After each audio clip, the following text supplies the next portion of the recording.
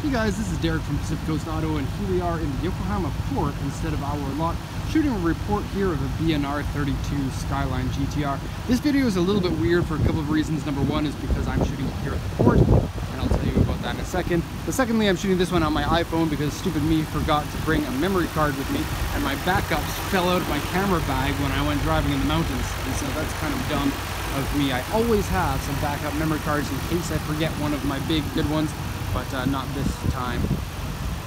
Okay, so let's take a look at this one. It's a 1991 Skyline GTR. This was going to the USA. It has only 83,000 kilometers on it, and it feels really good and nice and low mileage, although it does have paint damage on it in a number of places, but I'll show you that in just a sec. First off, the R32 with the RB26 engine. And it may be a little bit modified, turbo-wise, but I can't tell it because the turbos are all under heat shields. But if you take a look at the vehicle, a couple of things to note. It has an aftermarket radiator here. It looks like it has an aftermarket filter inside here because it has the impulse sticker on it. Typically they'll give you a sticker so that people, when they open their hood, they can go, look at me, I've got an air filter in here on the stock airbox.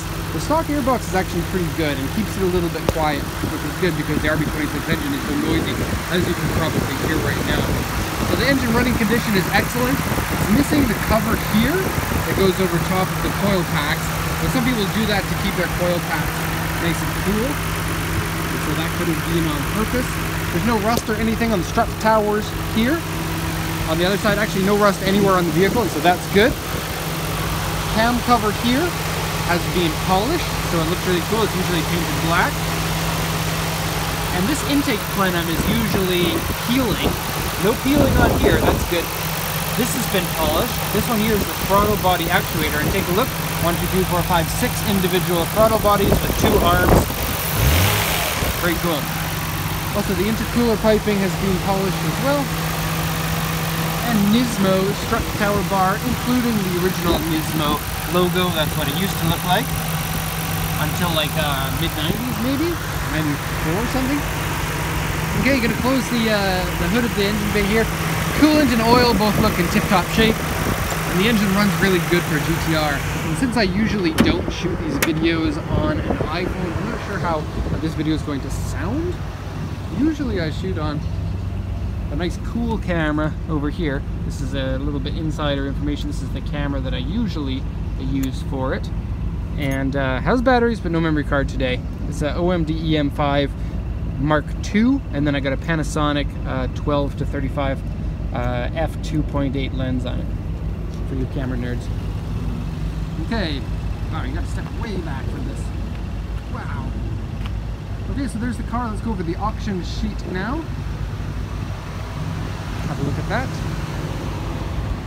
And this is the information given to us by the auction prior to purchasing it. So let's go over this. I'll translate it for you. 1991 Skyline GTR, auction grade R because it has been in an accident. And this is a very important point because I think a lot of people mistake an R grade for a salvage title vehicle, and that's not the case. An R grade vehicle has been in an accident, but they don't quantify the size of the accident here in R grade. R means any part of the chassis has had a repair to it, no matter how big it is. So if somebody just took a hammer and went to the inside of the fender well here and went whack, and then somebody repaired that, it would make it an R grade, even if it hadn't been in an accident. And so most likely R grade vehicles have hit something, but sometimes it's like parking lot speeds that wouldn't make it, for example, a US car wouldn't be considered a salvage title if it had had the same repair. And so keep that in mind, because I just spoke to a dealer customer of ours, and they said they had a lot of worries about people with R-grade cars, and there's a lot of misinformation going out there. Some of them are bad, and some of them are okay, but the auction sheet always says what the accident was and what has been repaired, and so I'll go over that in just a sec. Okay, so 83,325 original kilometers on there. That's super low for a GTR, and it feels very good. The brakes, steering, shifting, clutch, just everything feels a little bit fresher and a little bit nicer than your average GTR. And that's really important because that's not something that you can easily buy back in the car. You have to start with an original low mileage car in order to get that. And that's why you might go for one with bad paint like this, repaint some areas or repaint the whole thing, and then you can have a really nice car afterwards, and you'll spend less on the car if it is one that has had some paint work that's needed. Okay, so aftermarket aluminum radiator, aftermarket exhaust, and it's a really nice shiny one. Sometimes those get super old over time. Aftermarket wheels, kind of interesting on the wheels. They look like the regular Skyline GTR wheels, but they're not. They're actually skinnier than the regular Skyline GTR wheels by ½ inch. And then the offset is much less, but there are spacers to push them out wider than the regular GTR 32 wheels go. Okay, aftermarket steering wheel, front and rear tower bars. It's nice to have the rear one on the R32, I think. Aftermarket rear member color. What? Rear member color. Maybe some sort of a structural enhancement on the rear member there. Okay, aftermarket electric fan. Oh, that's something I didn't mention. Yes, usually it has an engine run fan, but because the bigger intercooler in there, it doesn't leave space for a fan. And so you can still have it in there, but electric fan takes less effort for the engine, no effort for the engine. And so it gives you a little bit more horsepower because of it. Okay, what else do we got here? Winter tires on it. A little bit weird, but fine, I guess. Here's some more notes. Aftermarket suspension, aftermarket front and rear upper arms. Okay, that's really cool. Aftermarket suspension arms allow you to lower the car but still keep proper suspension geometry. So you get a nice looking low car, but you still have good handling. Sometimes people lower the car and ruin the handling of their car. Aftermarket tension rods, aftermarket front, rear, and stabilizer link. Front and rear stabilizer links. Okay. So looks like this person has clearly spent a lot of money to make sure that their car performs and handles really nicely without spending that money necessarily increasing the power. They may have increased the power as well, but I much prefer somebody who goes for the important handling things before they go for the cheap power, because the worst thing is a fast car that can't go around a corner. Extra aftermarket gauges ×2, Blitz boost controller on there, windshield rock chip interior. Oh, this is the notes from the inspector, including what was changed for the accident, or what was repaired for the accident. So interior is dirty, ripped, scratched, and wear. Dirty, I think that's this rip. It's kind of hard to see. Left baffle, left front inner panel, and left front frame section have been dented. These are the accident damage things that have been repaired. So you're going to want to look very carefully at the lines here. And it is a little bit off. If you touch and you go like this along the fender, you can feel it's a little bit up here on the fender and down here. And then you go up here and it lines up again. It is off a little bit. It's not off an awful lot. I wouldn't consider this a giant accident. Look closely at how those line up.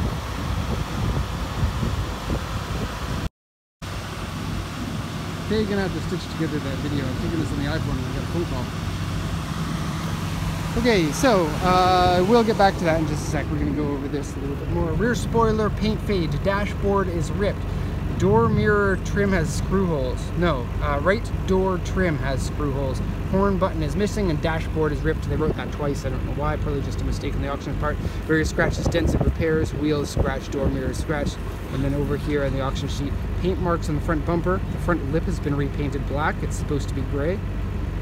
Repaint mark here. Paint peeling, paint peeling, paint peeling, and paint peeling. And I'll show you that when we get to it. Spare tire is missing, and then a small dent on this side. So the body's really clean all around except for the paint in multiple areas. So let's have a look now. We're going to do the once around.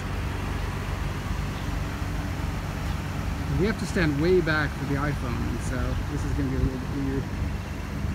So pay attention to the paint. I'll come back and show the defects in more detail as we get there. It's weird to hold the camera steady when it's just an iPhone. So you can see the wheels come out a little bit more than your standard GTR wheels do. It is kind of cool to see these wheels that look very similar to the original ones. In fact, when I saw it at the auction, it kind of looked like, looking at the auction pictures, these look like just white painted original R32 16-inch wheels. That's the different color. That's kind of weird.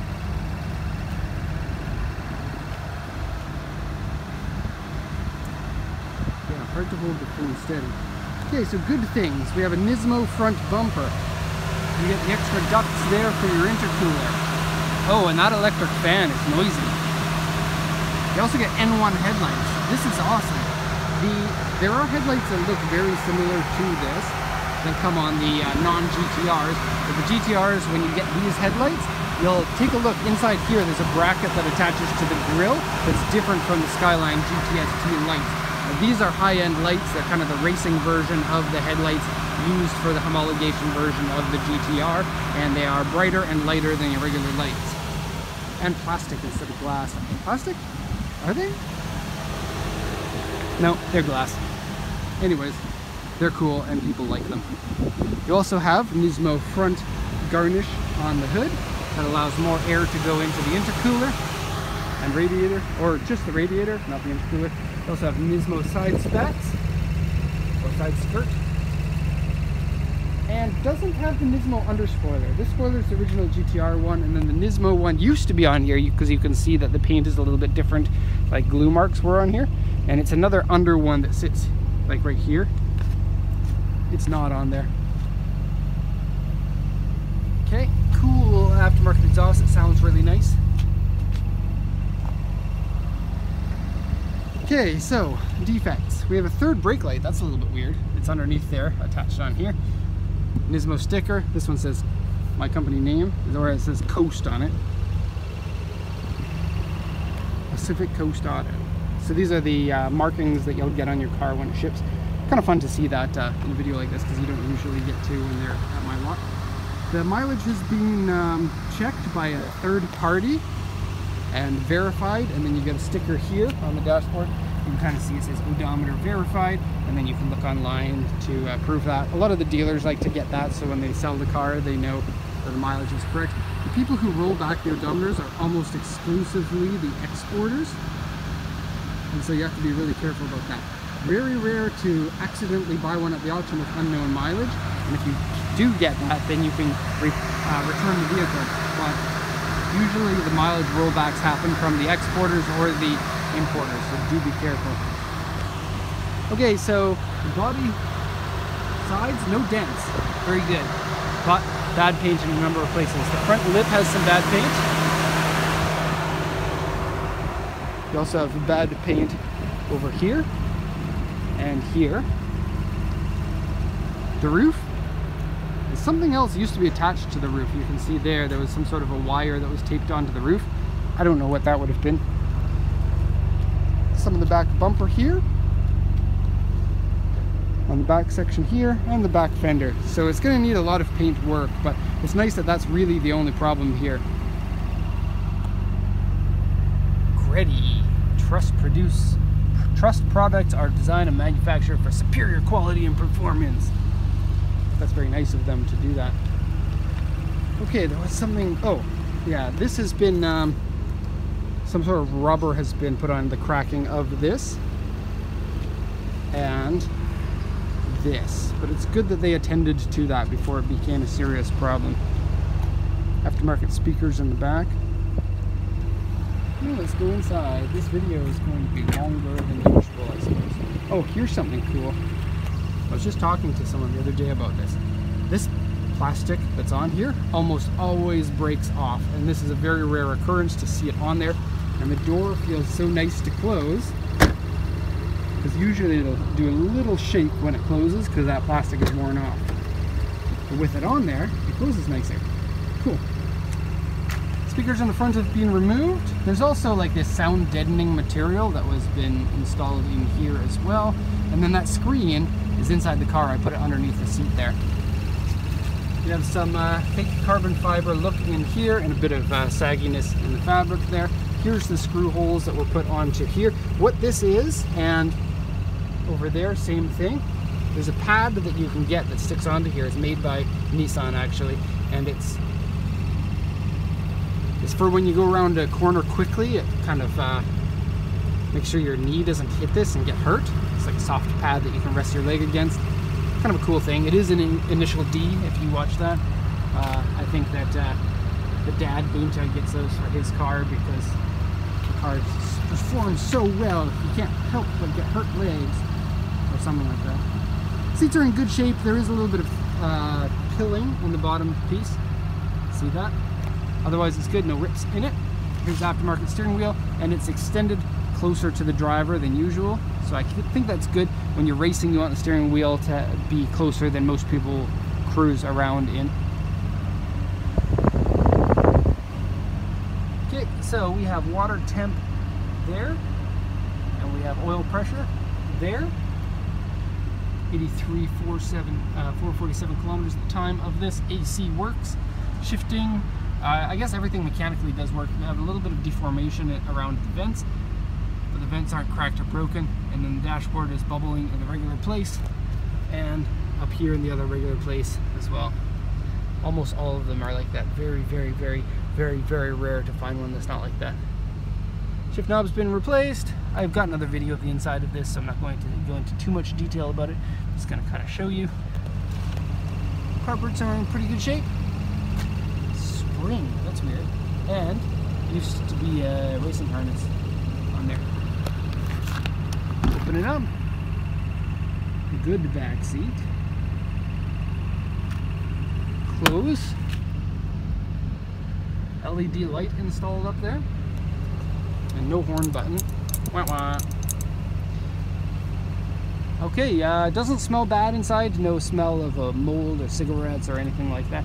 Here's the crack in the dashboard that they were talking about. It looks like a gauge used to be put there, and another one used to be there. Okay, and that's basically going to be it.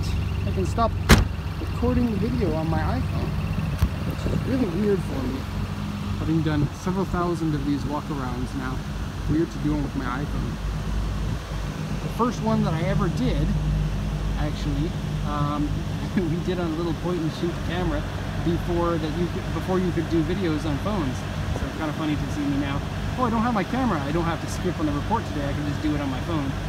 But anyways, if you have any questions, let me know. Hopefully it wasn't too annoying watching this iPhone version of a walk-around. And sorry to the customer that it is an iPhone, but iPhones these days get pretty good pictures, and so I think that the report should still be a pretty high quality report nonetheless. So thanks for watching, and have a nice day.